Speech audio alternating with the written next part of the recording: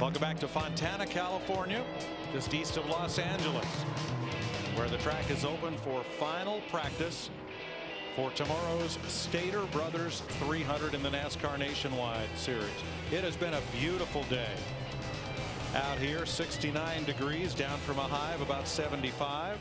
No wind, a few light wispy clouds, but the lights have come on here for this final practice session. And of course, qualifying and the race tomorrow. And look at David Reagan,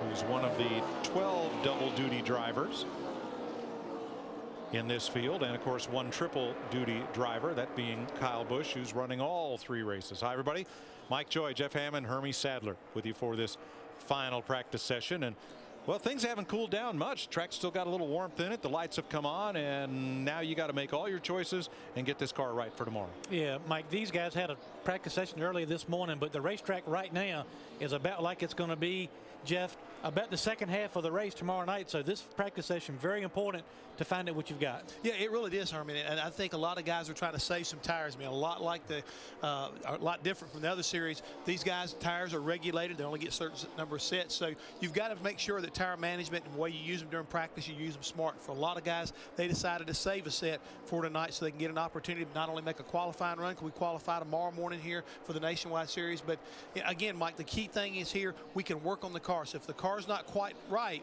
unlike Daytona, you get an opportunity to sling some more springs or change some shocks. And this racetrack does change a lot when the sun goes down. When it gets cooler, very, very temperature sensitive. So this is very important track time for the Nationwide guys. All right, let's go down to the garage and join Dick Berggren. Well, I'm hanging out in Carl Edwards' garage, Mike, and I've got all these notes on Carl. I don't know which one to tell you about. 10 consecutive top 5s that he won the Nationwide race here in August of 2005. But how about if we focus on the fact that in the first practice today, he was the fastest man on campus. Carl told me just before he got into the car that they are going to focus entirely on race runs, because the track we have right now is going to be a lot like the track will be tomorrow night at the end of the race. Let's go to Chris Devoda. Well, Dick, here on the other side of the garage, it's ditto for Kyle Busch. They already made a qualifying run in the first practice session, and because, like you said, now it's nighttime, that is going to be the conditions these guys will race in, so it's going to be race runs for Kyle Busch. And you know, Z-Line Designs, the sponsor he has on this race car, they only know Victory Lane here at this track. Tony Stewart took them to Victory Lane in February last year, Kyle Busch in September. Kyle Busch, if my notes are right, he has given these guys 4 wins. Talk about a great return on your investment. Very good. And right now, Kyle Busch quickest in this practice, as he was in the first one, 40.55. Carl Edwards in the first one, 40.55. Kyle 40.57. Second quickest right now, 40.69 leads the pack. And there is how things ended up in practice round number 1. Mike, first practice, as Chris talked about, a lot of guys make qualifying runs because that's similar to what we'll get tomorrow morning when they qualify. What's more important in this practice is look at that 5-lap average, or that how much these cars drop off from lap 1 to lap 5 or 10, Jeff. Well, I think, you know, you still got to realize that when they get through qualifying tomorrow, what are they going to do with them? They're going to impound. Impound them. So you've got to figure out the balance you're looking for of what you can do with your car for qualifying versus what you can do for your car for racing. Here's a guy that I think has got a pretty good feel for it, Jeff Burton. He was pretty complimentary to what his crew was able to accomplish in the first time out. He said that before they got here, they felt like their cars were not as good as they need to be. They made some adjustments at the shop. They came here, and all of a sudden this number 29 car was driving exactly the way he would like for it to. So he's very happy, and that's kind of like a bad sign, I think, for a lot of the other competitors, because when Jeff Burton's got a good handling race car, he's usually a factor. Now, Burton only ran 6 laps this morning, and his very first lap was his fastest. Yeah, he was come off the truck going on the racetrack, you know, basically a mock qualifying run. That's the best time to do it. As Jeff mentioned, you only get 6 sets of tires for the entire weekend, so you have to go out to start practice on stickers. An experienced guy like Jeff Burton can go right out on the racetrack, put the hammer down, and give his crew chief enough feedback to make some adjustments for qualifying in the morning. Greg Biffle in the 16, 8th fastest in both sessions. He spun this morning, Mike, coming off turn 2. And Jeff and I were laughing. He came on the radio and said, well, we've got the car better. So here's a look. right there on late exit, Mike. All of a sudden, I mean, he looked like he had a whale of a lap going, and the car just stepped out on him, around it went. And, you know, he did a great job keeping it off the outer safety barrier. But, again, like Hermie was saying, he called his crew chief, Eddie Perdue, and said, hey, Eddie, those changes we made were pretty good, but it just kind of got away from me. We both looked at each other and said, well, if this is better, I hate would have seen what it looked like when it was worse. Well, the thing to remember about these cars is they're very limited on horsepower. They got that tapered spacer. They cut out a lot of horsepower, so you got to be able to run them free to get off the corners and get that good straightaway speed. Kyle Busch quickest, Joey Logano second. Jeff Burton, Kevin Harvick, Carl Edwards, then Brad Keselowski and Mike Bliss. Speed's coverage of NASCAR Nationwide Series Final Practice brought to you by Nationwide Insurance, the official auto insurance company of NASCAR.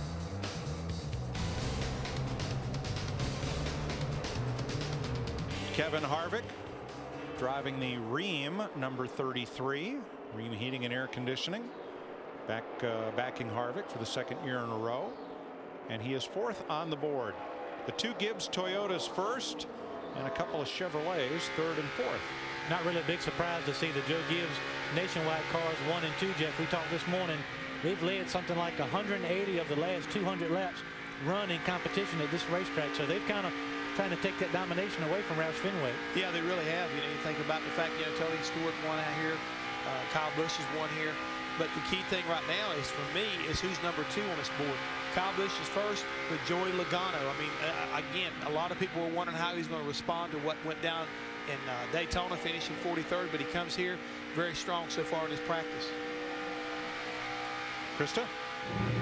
Down here in the garage, Kenny Wallace has come in, make an adjustment. He said his race car is a little bit loose, and the adjustment that they made, and actually it was the crew chief, Chris Rice, who put the wedge wrench in, made the adjustment, put a little wedge in the car to try to tighten Kenny up. Kenny Wallace, of course, drives the U.S. Border Patrol Chevrolet. Sometimes a racetrack is hard to really get a grip, Jeff, and you dealt with this a lot as a crew chief. You know, normal thinking would say when it gets dark, cars tighten up, but that's not always the case. Sometimes it cools down. The front tires is the first part of the car to get to a corner. If they get too much grip, they can actually make the cars looser. Yeah, it can kind of like deceive you. A lot of times racetracks will throw you that kind of curve because, again, rule of thumb has always been cool racetrack, more grip. But sometimes it's the wrong thing, or the way the car has been balanced, as you alluded to. Front's gripping too well. All of a sudden it frees up the back end too much. So you've got to we always talk about balance, Mike. And, you know, you've been around the sport as long as I have, and that's one of the key things that people sometimes don't quite get a grasp of. The balance has to do with the front versus the rear. You want the car to not only, you know, be turning through the... Pretty good, dude. That's David Rudiman right there, currently 12th, driving that 10 car. But, you know, you want the front hooked up, but you also want that back hooked up. And you don't want either one of them being too I guess you might say overpowering. You don't want it to be where all of a sudden you got too much front grip and not enough rear. So proper balance is really what we're shooting for. Steve Wallace, 19th on the board. He's run 4 laps. I know he's looking for kind of like a do-over or a new start for the 2009 season after what happened to him at Daytona. Got caught up in that incident with Jason Leffler. Pretty much did his number 66 in, along with 2 or 3 other competitors. They're getting dumped on the back straightaway here at Daytona. Yeah, they added, you know, Brendan Gaughan as a teammate to Steve Wallace, and you would think that hopefully a veteran guy like Brendan Gaughan, although he doesn't have a lot of experience in a Nationwide series, he's run Sprint Cup and a veteran in the Truck Series, maybe having a little bit more of a veteran teammate might give somebody, Steve, you know, somebody to lean on at the racetrack on the weekend and help guide him around a little bit. Well, I think he got some of that last year with David Stremme as a teammate, and I think it got better. But I think now, when I look at Stephen Wallace, I think it's up now to Stephen Wallace to show us what he's got, because he's been mentored by his father, Rusty. He had Harold Holly as a crew chief, and he had David Stremme as a mentor. I mean, I really think this year is the year we're going to be looking for Stephen Wallace to kind of like stand up and say, hey, I can do it, and I can make a change in my ability to finish. He's got to close the deal out, Mike. That's the whole deal. I want to talk a little about Morgan Shepherd, because Morgan just picked his lap time up from 38th to 27th and now to 26th. And you know, Morgan finished second in the 1992 Daytona 500. He won some Cup races, and there was a time that he was a contender in anything he stepped in. I think it's pretty neat that he's still out there, still racing. He's not a start and park. He tries to run the whole race when he has the tires to do so. Does a great job of Christmas fundraising for families in rural North Carolina that can't buy their kids Christmas presents, and just all around good guy. Well, let's point out also that he's got 15 wins in the nationwide series here as far as that he's concerned. So a very fierce competitor, like you're saying, Mike, throughout his entire career. One of the neat stories last year, Mike, is when he qualified, Tony Stewart actually came in, helped him, bought him some tires, and he actually had a couple of really good runs. When he's got the stuff to do it, he can still get up on the wheel and go. And who was the first guy in victory lane? Well, the second guy in victory lane come congratulate Tony on his win. Daytona? Morgan Shepherd. Morgan Shepherd. Neat. Kyle Busch, Joey Logano, Jeff Burton, Kevin Harvick, Carl Edwards are the Fast Five right now.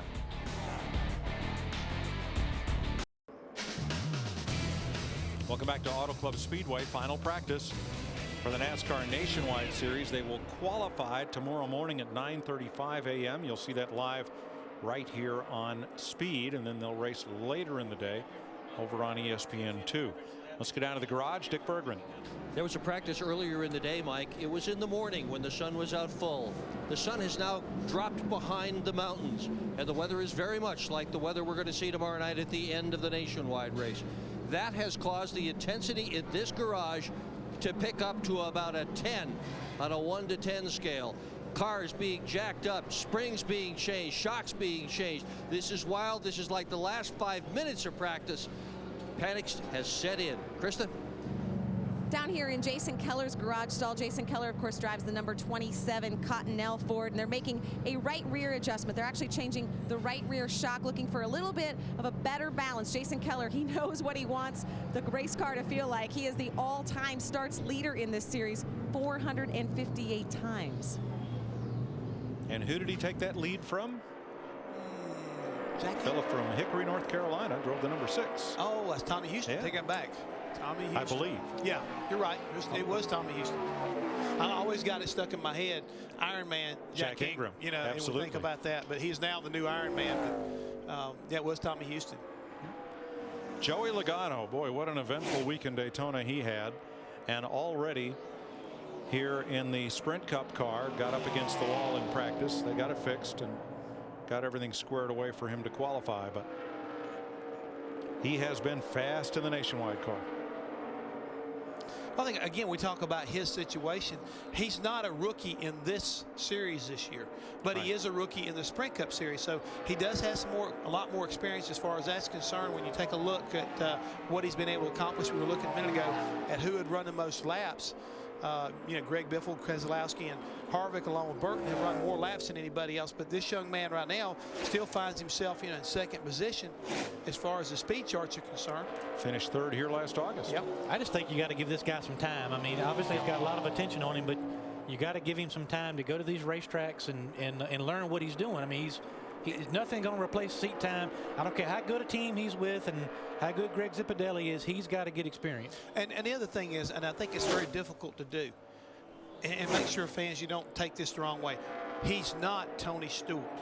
He needs to be his own man and understand that give it some time, just like, and I don't think a good guy to talk to about this would be a guy like Kevin Harvick. Think about what Kevin had to do. See where we go. You know, and I think that's the same type of shoes you're trying to fill, and totally different circumstances, but you're asking guys to step up and play at a different level, and this young man just needs to be given a chance. Now, I know there are those of you at home watching this car go around and saying, if kill zone 2 is the hood, should kill zone 1 be the right rear quarter? Probably not. One of the neatest comments I heard all week at Daytona, they were talking to Joey Logano's about whether or not he was ready, and he told the reporter, if you had a chance to drive the number 20 Home Depot car, would you pass it up? No, absolutely. The answer is no. Of course. And he is second fastest in this practice session to his teammate Kyle Busch.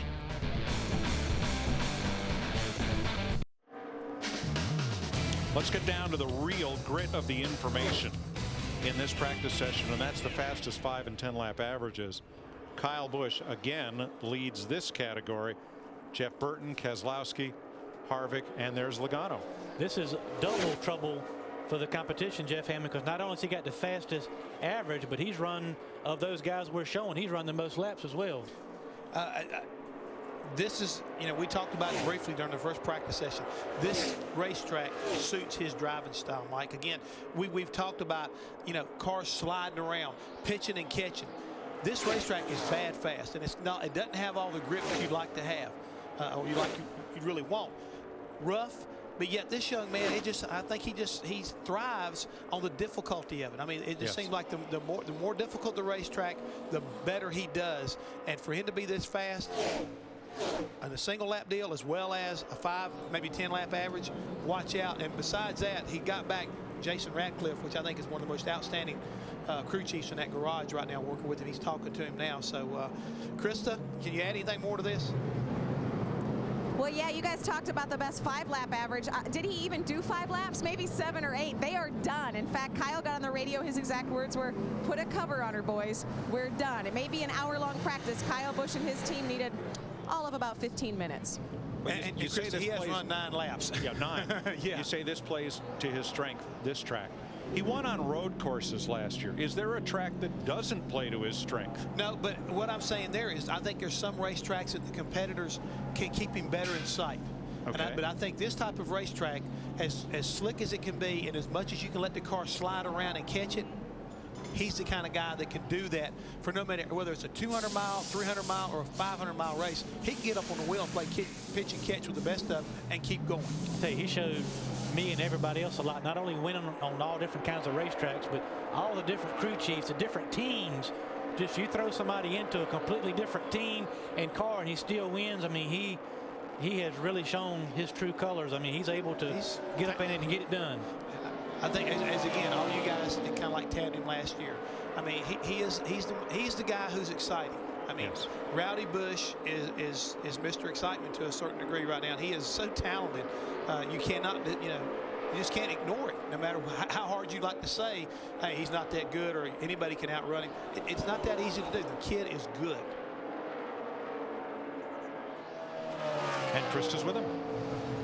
Yeah, Kyle Busch just finishing up debriefing with crew chief Jason Ratcliffe. I know you're excited to have Jason back, but I would imagine you're pretty excited about this car. We joked that you only needed 15 minutes of practice to figure it out.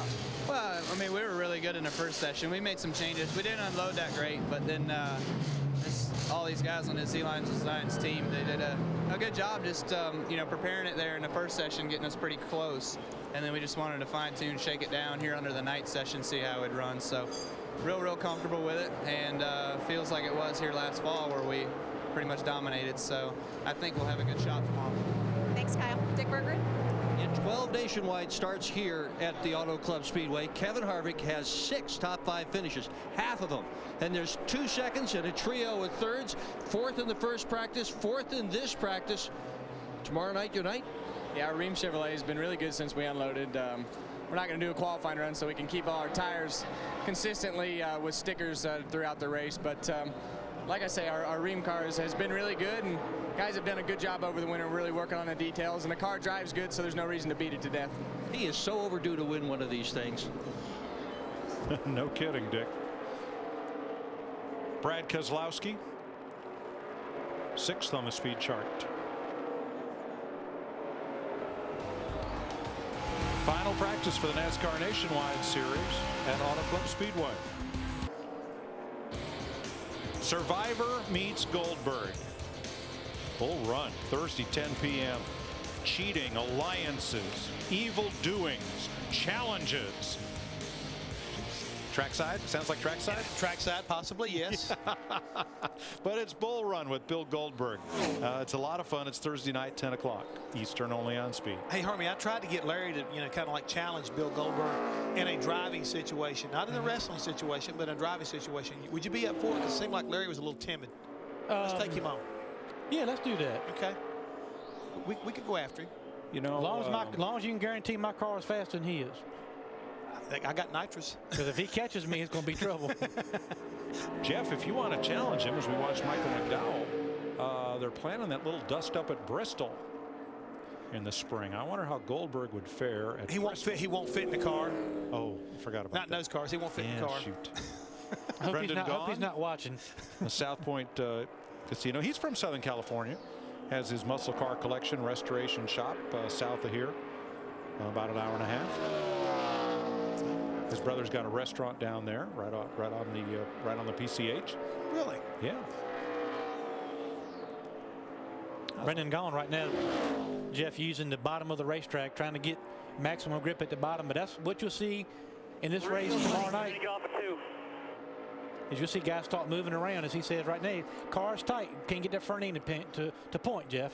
Yeah, he's got to get some work done on that. Again, they've been kind of fighting this car all day long. Even in the first practice session, they could not quite get it to his liking. He really had to work on it. This is a car that David Stremme drove a year ago, and even though it's been revamped, still not quite where it needs to be for Brendan Gaughan. Berge. Pole for the cup race, but right now Vickers is sitting in the garage, car jacked up. He says it's a very, very good car. The only thing they have to do, and this is the case with a lot of the teams here, is figure out how to get the car through the bumps. Right now he's 15th on the board, and they are changing the suspension around to help him get through those bumps. Mike, Dick brings up a real interesting challenge, I think, for all the crew chiefs here as well as the driver. They know they can pull these cars down with the rebound of the shocks and with the spring combination, but when they do that, the car starts bouncing across these bumps and gets very hard to keep it on the bottom. Like Hermie was saying, it's real hard to drive. And then when all of a sudden you try to get it where it rides over the bumps, the front end starts kind of flying, and all of a sudden you give up some of your aero balance. So the guys that have got it figured out, like Kyle Busch, I mean, they're bad fast, but the guys that are chasing them, that's the thing right now. There's your trade-off, is trying to get the car to kind of like work and keep it balanced so you can, get it across the bumps and still be comfortable enough for the driver to keep his foot in it. And I think it's a good thing when these racetracks like the Auto Club Speedway, when they develop these bumps, or little character bumps, I think it throws a whole nother aspect into it as far as driver and crew chief trying to find that combination. But I think when it's just smooth and it's all the same, it's a little bit different. And these bumps really make the drivers and crew chiefs work a lot harder to find that combination. Well, they definitely have to work harder. Riding along with Justin Allgaier, the Verizon Wireless Dodge from Penske. Still not near 3-0.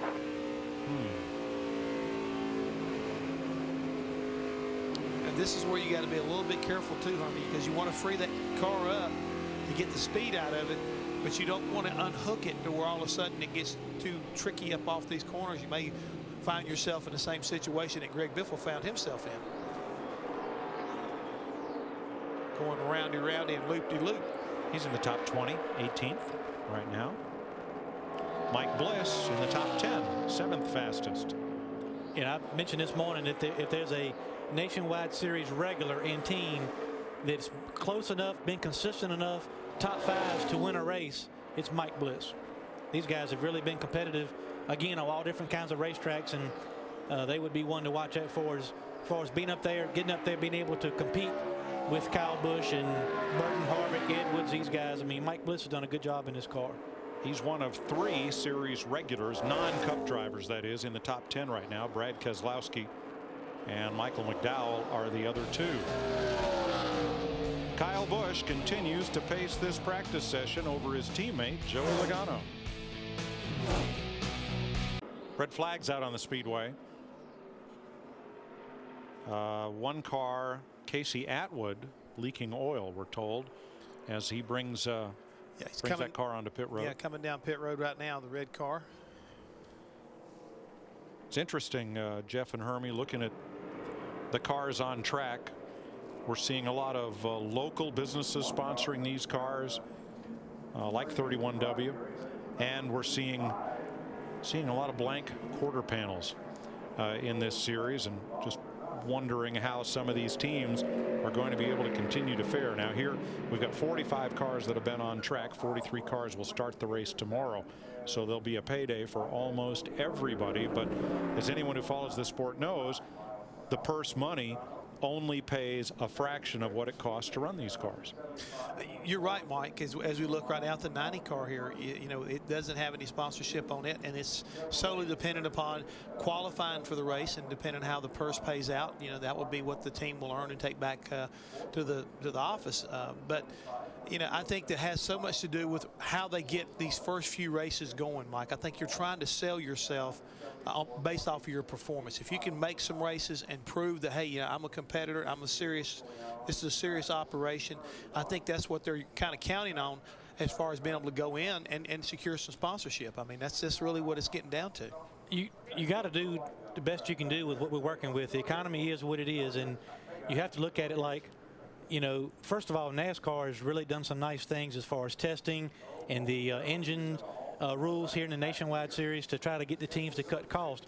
Sponsorship-wise, you have to look at it like from a team standpoint and a sponsor standpoint. It's a real opportunity for some companies to get in and be involved in this sport that 2 or 3 years ago could not have come up with that kind of money. So, I mean, these teams are in position to, you know, to take a much less amount to get a chance to come in and experience and kind of test the waters. You have to look at it like that as opposed to things are bad. You have to be creative. That's exactly right. And that's my point. A small business that wants to market its product or service through NASCAR now has the opportunity with some of these blank quarter panels to come in and do a 1 or 2 race deal in their local market with a car that's going to be in the race. And there's a lot of cars, you know, like JC Stout right here. A lot of room on the taillight panel, the quarter panels, the hood, and so forth. So you're right. It's not a downfall necessarily. Mike Harmon's car, it's an opportunity. And look, if you're a sponsor out there listening or watching, sponsors right now can dictate a whole lot more about what they can get out of a program and what they may be able to pay. And, you know, in years past, if you went to talk to one of these teams, they already had it, you know, if you want to get involved, you pay this much. But now these teams, not only nationwide, but Sprint Cup level, a lot more flexible with what they allow sponsors to get involved. Don't forget the Camping World Series also. I mean, those trucks need sponsorship because we're looking here at Johnny Chapman's number 90. And you're right. I think the word we're talking about, the operative word, it's a great opportunity right now for people to negotiate and come up with, you know, opportunities for them to be able to move forward. Well, I remember, I'm sure Dick does too, when cars would come to Daytona and an independent team would trade out quarter panel space for hotel rooms, and you'd see a local hotel on the side of a car. And it's kind of interesting, Dick, that I guess in that respect we've come full circle. Indeed, we have some of the cars that are well sponsored. Among them, however, Carl Edwards here, sponsorship for the whole year. Why not? He almost won the championship in this league last year. But right now, Mike, they're struggling a little bit with this car. He's got quite a push in it. Car is shuffling right up toward the wall, so mechanics have been underneath it. On top of it, they have been all over it, trying to find out what it was. And Carl's question to me, right in my scanner, do I know the capital of Thailand? No, I don't know the capital of Thailand, Carl. Yeah, I can hear you. Is Bangkok not the capital of Thailand? I don't know. Oh, well, I'm like you, Mike. I think it is, but you know, what the whole gist of this is the fact that, hey, let's go to ask.com. Hey, we can go to ask.com and get that. But what they were trying to say is that's where he went and rode bicycles at during the off season. He and his cohorts went to Thailand and rode bicycles.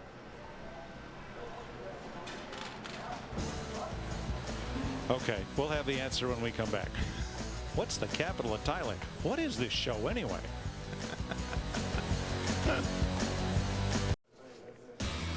No more calls, please. We have a winner. It's time to get fired up as NASCAR is in California. And JR, Jimmy, Kenny, and Wendy will give you the ultimate setup for one of the most challenging tracks on the circuit.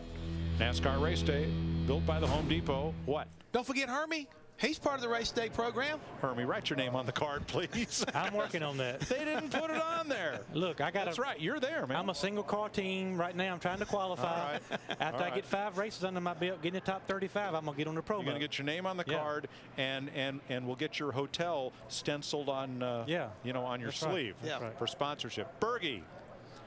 Yes. Bangkok is the capital of Thailand. Yeah, they were all speculating here. It's funny, the crew has been just roaring at Carl Edwards' willingness to have a laugh at my expense during happy hour. Everybody else here is so intense, and Carl just enjoys life. It is such a pleasure to be around him. He has been such a great addition to NASCAR racing, and it's not just the backflips, it's that kind of stuff. He's a fun guy. Absolutely. Probably thinking up the next riddle, the next riddle, while we go to Krista. Well, as I try to think of what rhymes with biffle, I'll just tell you what's going on with his race car instead. Greg is saying that his car is very tight. In fact, they came in, made an adjustment. He said still tight, especially center exit. And Greg actually said, you know, it's kind of weird. I really want to figure out, it's not right what this car is doing based on what it should be doing. So he said, go ahead, put the bar back on. I'm going to go out and do one lap just to make sure it's not the track or the tires, kind of to use it as a gauge, because they wanted to make a right rear change. Greg said, let me just try one lap with this bar, then I'll come back in and do that right rear change. There's a British line. I think you hear it in Monty Python a lot. When somebody says something's totally preposterous, and John Cleese will come back with, oh, piffle. I was thinking, and that's the only thing I know that rhymes. Wiffle. Like oh, a wiffle ball. Of course. Ta-da. Hammond. Point for Hammond. There you go. I got one right. I'm gonna let y'all handle the riddle part of the show. You see Greg coming off of turn 2, kind of wiggling the car around a little bit. Again, he's trying to figure out something about this 16 that he doesn't like. Again, maybe there's a little gremlin down in there that kind of got him in trouble off of turn 2 in the first practice, and it hadn't gone away. He's just been kind of like running around inside that race car, kind of confusing Mr. Greg Biffle and his crew chief, Eddie Pardue. All right, I got one for you, and it's going to take till next week to answer. But we keep showing the NASCAR Day promo, the new one with Kevin Costner. And in the first couple of seconds of that, what kind of car is Kevin Costner leaning on? Wait till next week. I was sitting there thinking it looked like a 69 Chevelle. I'm not sure. I'll have to see it again next week. That's what I thought it was. I think you're very close on the year. You know, because it looked like this color. It was a Chevrolet color. Not positive. Okay. Maybe we can look at it during break. Maybe we won't hold you in suspense for Just a whole for the week. record, I have no idea. Well, I do know this much right here. When he did have a NASCAR Day hat on. Yep. And he was like in a T-shirt and a pair of jeans, and he was leaning on the car, and I remember it was blue. So I'm just, that's what I do remember about the commercial. We're not going to hold you in suspense until next week. No, I think I'm right. I think that car looks very similar to a movie of the same name that is playing in theaters now. Torino. I think it's Torino. Yeah. Two-door hardtop. Yep. I can't tell though if it's a 69 or a 71. I've been wrong before. Now the window contour would be different on a 71. Yeah. I've got a Cobra Jet 71. Okay. And I would say right about 69 or so. Okay. And that's as close to an answer as you're going to get from us today. I'm sure somebody out there will email us at, or if nothing else, go to ask.com or foxsports.net or something and give us an answer. Speed.com, something. We need to know. Inquiring minds need to know. And stupid minds need to know more. It's me. Well, now that we've got that over with, David Rudiman, 41.62. He's 11th quickest. Kyle Busch is still fastest. More useless information on the other side of the break. We promise.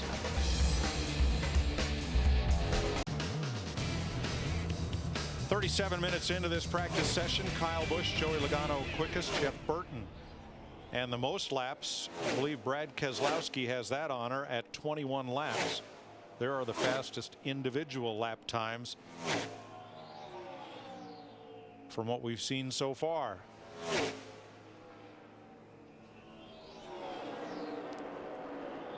John West Townley, rookie contender in the Zaxby's Ford. Got a new crew chief, Brad Parrott, over helping John West this weekend, and good combination when you can take a veteran crew chief like Brad Parrott, put him with a young, inexperienced driver like John West Townley. That combination will probably speed up his learning curve quite a bit. All right, let's get the latest whiff on the Biff. Very, very nice. Greg Biffle is perplexed. So you guys are talking about riddles. I've got a rhyme. I want to bring this to your attention in this nationwide session. Biffle is not happy at all. In fact, so unhappy is Biffle, he is starting to sniffle. Why? Because his car is extremely tight. It will not be a factor. It's plowing tight like a tractor. That's really bad. Well, Krista, tell him if it's tight. Oh. Tell him if it's tight, you got to take out some bite. There you go. And I see Greg Biffle climbing out of the car. Basically, he said that since they've made the adjustment, he's completely perplexed. He just doesn't understand why the car is not driving the way it was earlier. He said he's just completely confused. Thanks, Kristen. Excuse me, I got Dr. Seuss on line Yes. 2. Yeah, That was good. that was very You know, good. something we've seen with these cars, and I've driven some of these nationwide cars. A lot of times, Jeff, when you come in and make an adjustment, say if your car is tight, you come in and make a track bar wedge adjustment, and it actually goes the other way sometimes. Sometimes it doesn't react the way you think it's going to react, and it as biffle it can be perplexing. And again, I think that's one of the things that sometimes it's not an exact science. You know, as much as you like to make it into our sport into an exact science, and every time you do something it gives you this reaction, there are contributing factors like the racetrack, the tire combination, air pressures. Sometimes you can get a bad spring or a sway bar that's not, reacting the right way. Even a track bar can be binding up the wrong way, and it can give you a different sensation than what you're anticipating and lead you off down the wrong path. How many times we hear the driver say you come in for a pit stop, crew chief makes an air pressure adjustment to free the car up, and the driver comes on a few laps later. Are you sure you went the right way with this air pressure? Just, sometimes tires could be different, like you said, a bad spring or anything. But a lot of times these cars just do not react the way you think they are. And they drive you crazy when they do that. Now here's one for you. Last week, Kyle Busch took Joey Logano's Cup car out for practice.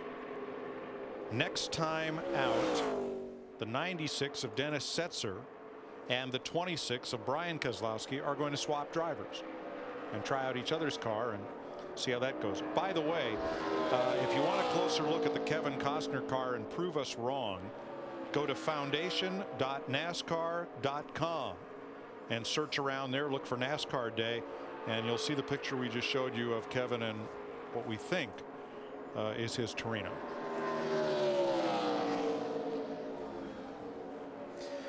'24 car Eric McClure right now, he is 44th quickest on the speed charts and making some laps.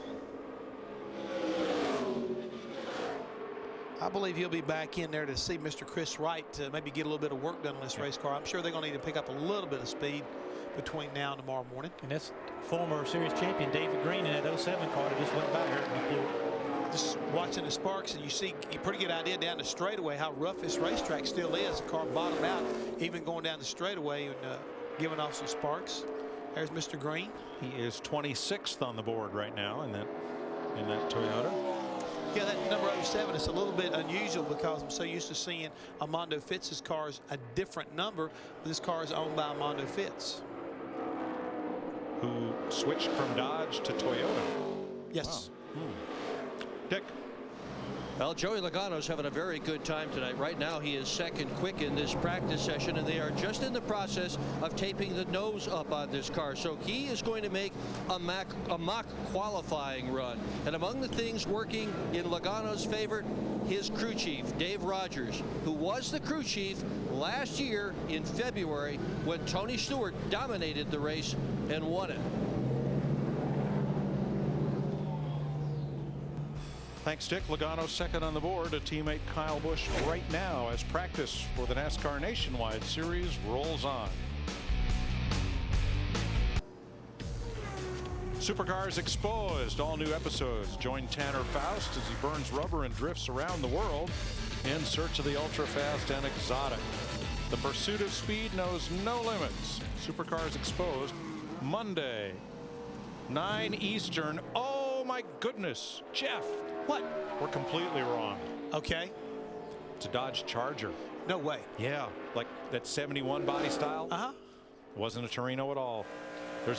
You keep hunting around on foundation.nascar.com and you'll find it, but it almost looks like he pulled one of the King's Petty Blue Chargers out from level cross. And so is it a Charger or is it Roadrunner? No, it's a Charger. Charger? Yeah. Here's the picture. Oh, yeah. Yep. Well, that makes a little bit car. more sense about the metal flake look on the paint, too. Okay. Because most of the Chryslers back then, they had some pretty wild paint jobs, like a plum crazy metallic purple and some other lime colors. So that little bit of metal flake I thought I was seeing in that does make some sense. Well, back to the drawing board. You know something I just noticed? I don't know anything about what y'all talking about, so I'm going to talk about Brian Vickers on the Jolly General car. You notice they put the white line at the bottom of this wall, similar to what they did at Dover, putting black, because last year here this wall was solid blue, and when you get to night with the light shining down on the racetrack and that piece of shade right there, it can be difficult especially when you go up against the wall in turn one, Jeff, to make that entry into the corner. Hard to really differentiate where that right front fender is, and so kudos to the Auto Club Speedway for putting that white line across the bottom there. Well, if you drivers would just pay attention, you wouldn't have to do that. Well, the crew chief won't get the call exactly right. We got to fight it so Don't much. blame it on me. Just shut up and drive. Come on, man. Boys. Always looking for excuses. Here's Krista. I want to give you guys an update on the 09 John West Townley and the Zaxby's Ford. They're going to add 2 rounds to the front of the car. John West says the car is dragging the track through the turns, but overall he said he's pretty happy. Yeah, something in the rear, something behind, looked like behind the rear wheel was dragging the racetrack as he went through the corners. So we'll get that figured out. Well, that's the one thing about night racing. You can not only feel it because you usually pick up a little bit of speed, but a lot of times somebody on top of the spotter stand can say, all of a sudden, man, I see sparks coming out beneath this race car. So helps the crew chief as well as the driver. Jason Leffler. You know, the biggest topic of talk radio all week long, especially on Sirius NASCAR 128, was the Dale Jr. Brian Vickers crash in the Daytona 500. And one of the biggest subtopics was why in the Nationwide Series race there was a huge penalty, and yet in the Daytona 500 there was none for what some people saw as being very similar incidents. Okay. Well, I went to the NASCAR folks and I asked that question. I said, what did you see on Saturday's race versus what happened on Sunday that made you make the call to where you penalized Jason Leffler? In their opinion, the accident that he was involved in was avoidable. Okay, don't want to say he did it deliberately, but they felt like it was avoidable, that he made a bad judgment right there in their estimate, so they decided he needed to come to pit road and think about what he did. Bad judgment, you know, rather than call him intentional, just bad judgment on Jason's part. But on Sunday's situation, they felt like it was 2 hardheads racing for one position at the same time, and the way it came together, they could have blamed Brian Vickers as easily they could have blamed Dale Jarrett, because the way that thing happened, that was in their estimation of how it unfolded. So they elected not to do anything about Sunday, but they did not feel as comfortable about the situation on Saturday between Jason and Stephen Wallace. And I'm glad you asked. That's certainly a very interesting explanation, because the more I see the videos of Sunday, the more it appears in hindsight, which is always 20/20, that if Dale Jr. burps the throttle and waits a half a second, he has plenty of room to pull back up behind Brian Vickers. So that may have been avoidable. Now, but another thing that enters in, Jeff, is you have 2 different series directors calling the shots. Yeah, you have your race director, but your series directors are up there and they're pretty much running the show. And it's kind of like an umpire or a referee. Right. You know, one will call a high strike and one will not. And these are subjective calls, and it could be just that different, but it's interesting to hear the explanation. Yeah, and again, that's the reason why I wanted to understand also, Mike, because I said, did you guys see something on Saturday, you know, that maybe sometimes how they'll roll back the tape and they'll see something that started back a lap or 2 before that led them to make that decision? They said no. They said in their estimation that wreck was avoidable. You know, they felt like that it was just, you know, bad judgment on his part, and it occurred. So they think he needed to come down pit road and need to sit there and think about it. You know, They can use the term avoidable, but that's really in a roundabout way saying they felt like Brian Vickers did that on purpose. and again, it's subjective. Yeah. And also, that's what I'm trying to say. It is subjective. But not to, you know, when you take the Dale Earnhardt Jr. Brian Vickers situation, you know, whether it's Dale Earnhardt Jr. or not, anytime you got a situation like that, the guy, as I think you were alluding to, Mike, the guy who's behind the car in front of him has more opportunity to help prevent something from happening. Right. If you're ahead, if you're the car lead of that pack, you don't have a whole lot of control of what's going on behind you, because he really can't see him that well. Now, just to be clear, the difference between Saturday and Sunday up in the tower is the series director. They are different, but he's not necessarily the person making the call. There are quite a number of senior NASCAR officials up there, from the race director to the series director to the executives of competition, and there are a number of people that participate in those kind of decisions. And I think that what you bring into play right there, at that particular time, the jury that was up in that booth on Saturday saw it one way, and the jury that was up there on Sunday saw it another. I really just think Dale Earnhardt Jr. was trying to get back in line as soon as he could and try to get back, you know, to get that lucky dog. I just think he misjudged it. Why would he want to take Brian Vickers out and risk taking himself out? Yeah. So no way he did it on purpose. He just made a mistake. Kyle Busch, Joey Logano, Jeff Burton, Kevin Harvick, and Carl Edwards remain the Fast Five in this session. How about Brendan Gaughan? He's up to 6th. Looking good.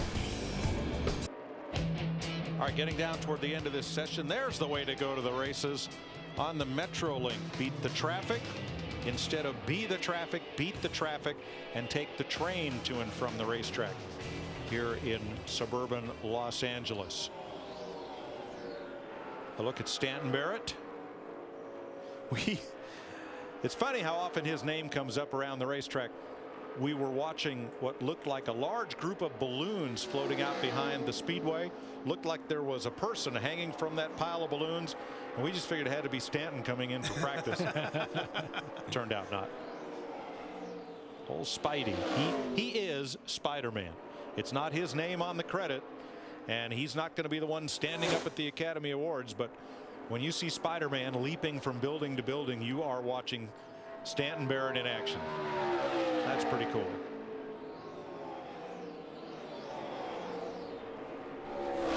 Krista. Another update on Greg Biffle. Remember, we talked about how confused and perplexed he was with the way his race car was handling. They went back out and made the adjustment, and Greg finally said, okay, guys, now it's much better. He said he was a little tight off too, but not plowing tight the way he was before. They made a right rear spring change just now. They're going to try to sneak back out for one more run. Dick? Well, as Mike Joy pointed out, Brendan Gaughan is having a terrific evening for himself. 6th on the board right now. He is a rookie in this series, despite the fact that he's got a full year of Sprint Cup competition behind him and many years in the Truck Series. That does a couple of things. One, puts a yellow stripe on the back bumper, but 2, it gives him an extra set of tires at every one of these races all year long. So he can afford to burn up more rubber in practice, get his car set up better for the race, because he's got another set of tires than the fellows who are the regulars and not the rookies. Boy, that's interesting. And maybe that's an area where this whole idea of what is a rookie might deserve another look. Now, a rookie rising up to the Nationwide Series, I fully agree. Give him whatever you can give him to help him along. Somebody who has competed at a higher level, I'm not so sure. Well, let's just go back and remember a couple of things. When you look at guys like Dick Trickle, who wound up being a Rookie of the Year candidate and a winner. There was a lot of times you go back and look at the way things have played out. And Brendan maybe is one of those guys you kind of like question, but so was Michael McDowell, who's also involved in this thing. He had some Cup experience from a year ago. So it's kind of like, you know, Brendan hasn't been running in this series or in the Elite Series in quite a few years. So again, the black and white, the way it's written down, allows it to be this way, so why not take advantage of it? And speaking of taking advantage of something, look at the leaderboard. The #1 car right there of Mike Bliss just went out and he laid one down. And Hermie, you've been talking about this team is ready to go to victory lane. It looks like right now they're ready to make a statement tomorrow morning about, hey, we may just wind up sitting on this pole. And yes, Mike Bliss also has Cup experience, but I'm ready to see a Nationwide Series regular, someone who is not a claim jumper coming down from the Cup Series. I'm ready to see a series regular win a race. I agree with you, Mike. I mean, I think it'd be great not only for the series, but it would once again put an explanation point on, you know, that we finally got some parity here where it's not the big teams dominating like they always do. And speaking of teammates, you know, doing so well, Brendan Gaughan's teammate, Stephen Wallace, all of a sudden said, hey, buddy, I can do one better than you. He just jumped up to 7th quickest in this final part of this practice session and made a little qualifying run. He's looking pretty sporty. Look at his teammates, Mike. 41.181 for Steve Wallace, 41.183 for teammate Brendan Gaughan. That's about as close as you can get. Absolutely. See what the Biff can do. He is 10th on the board right now. I don't really look for him to make a big jump here. I think he's looking more for comfort, Mike, and more than anything else in a race run. Okay. Closing minutes of this practice session. And Biffle does not better his time. 41.90 compared to a 41.20 earlier. 7/10 of a second drop off. We talked about it, Jeff. I mean, these cars really fall off as far as the tires giving up grip. That's when the driver has to start moving around trying to find more speed. And again, with Greg Biffle, he's run 24 laps here, guys. I think he's really, again, he's searching for that comfort level that he's not been able to find so far in his practice session. So if he could run 4 or 5 laps here and be happy with the car late in this run, you know, he'd have a pretty competitive race car. But it looks to me like right now he's getting ready to come back to pit road one more time, and you can see him come down pit road. He is in a hurry to try to save some time and one more change. One more shot at it. One more deal. When we come back, we'll talk about the go or go homers and the situation there with qualifying tomorrow morning. Closing minutes of this practice for the NASCAR Nationwide Series. The fastest man in Fontana is a native West Coaster, and he's with Dick Bergman. Hey, Mike Bliss, you're the fastest guy in town. How come you're not smiling? I'm never smiling. It always can be better. You know, that was a mock run, and it's dark, and we're going to qualify at 9:30 in the morning, so it'll be a little bit different. But we had to do one just to see what the balance was. Our Miccosukee Chevrolet is real fast at night. It wasn't fast today in practice, but as soon as the sun went down, it's driving real good. So I'm pretty excited about it. Well, they may not be smiling a whole lot here, but the joy in this garage area is unmistakable. They got a fast car, Mike. Very good. Good news. And one other thing, too, he talks about the qualifying starting tomorrow at 9:30 in the morning. The good thing about Mike Bliss, he got a pretty early draw, and going out early tomorrow, like he's going to be 12th, should be just about right to take advantage of everything. Carl Edwards coming in, window net down. We mentioned. Good job, guys. I think we got a decent race car that we can work with. Good news. The go or go homers. 2 drivers will go home from the 45 car field. And right now, the 2 slowest are Mike Harmon and Andy Ponstein. And next up on the board, J.C. Stout, Stanton Barrett, Danny O'Quinn, Derek Cope, and Casey Atwood. Based on practice times, it is likely that the go homers will come from that group. Mike, the good thing about it is they've got, when they get done here, a little bit of time to work on the cars before tomorrow morning, make some final adjustments, and then go sleep on it and jump out and see what they can do. And right quick, Hermie, how hard is it to basically climb out of bed and walk in that garage area, and the first time you go out on a racetrack, you have to be wide open and nail it right on the get-go? That's a tough thing. It's tough enough to take off a couple hours, but when you leave the racetrack and your first laps on the racetrack in the morning, you normally like to have at least one corner to kind of, you know, feel the car out again and get your feel back. But you got to come, that first corner you get to 3 and 4 is a very important lap when it comes to qualifying to get that speed up. So these guys have got to get up to bed and put the hammer down. Now let me revisit this, because 47 drivers drew qualifying numbers. So that would mean that 4 would go home. There's 1 car that has not practiced. Not quite sure who that is, but the 4 slowest right now, Stanton Barrett, J.C. Stout, Andy Ponstein, Mike Harmon was the slowest of that group. The 4 above them, Johnny Borneman, Casey Atwood, Derek Cope, Danny O'Quinn. So of those 8 drivers, 4 will go home tomorrow morning. And Jeff brought up a good point. Normally when we see Sprint Cup qualifying here on Speed, you want to go out as late as you possibly can, but tomorrow morning qualifying at 9:45, which is also on Speed, I mean, the earlier you can go out, typically before the racetrack heats up, kind of like an Indianapolis situation, the earlier should give you a little bit more grip, Jeff. The only thing I'd be worried about there, I wouldn't want to be the first guy, but I'd love to be in like that 10th, 11th, and 12th position, because I think that those guys that go out in front of you would help kind of get the track, make sure it's cleaned off good. You get an idea, some feedback from all the different people, what the track's giving you, and then you feel a little more confident about what you need to do or what you need to expect. Flags are in the air. Practice is over, and Mike Bliss wins practice. Kyle Busch, Joey Logano, Brian Vickers, and Jeff Burton are the fast 5. Jack Roush looking at the list. The quickest of his drivers, Carl Edwards in 7th. Greg Biffle 11th. Here's your top 10. Mike Bliss, Kyle Busch, Joey Logano, Brian Vickers, and some of these guys, a little bit of a surprise. Look at Michael Annett, 17th quickest, a good practice for him.